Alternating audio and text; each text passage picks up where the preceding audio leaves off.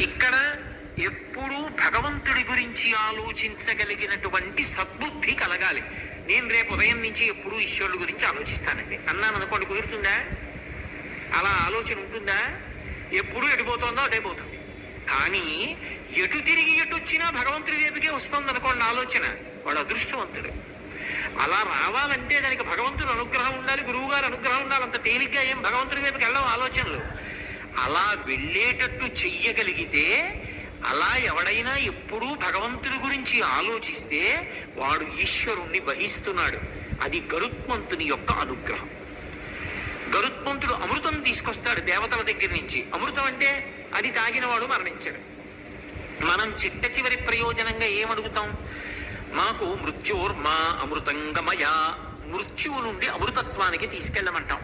ఇక నాకు మృత్యువు కలగకూడదు అని అడుగుతాం. మృత్యువు కలగకూడదు అంటే ఎప్పుడు మృత్యువు కలగకూడదు? మీరు చాలా జాగ్రత్తగా ఆలోచించాలి ఈ మాట. అలాగే పరమశివుణ్ణి ఉద్దేశించి మృత్యుంజయ మహామంత్రం చెప్తాం. ఓం త్రయంబకం యజామహే సుగంధిం పుష్టివర్ధనం ఉర్వారుకమివ బంధనాన్ మృత్యోర్ముక్షీయమామృతాత్ అంటాం. ఇక మృత్యువు కలగకూడదు నాకు అంటే దాని అర్థం ఇక పుట్టకూడదు.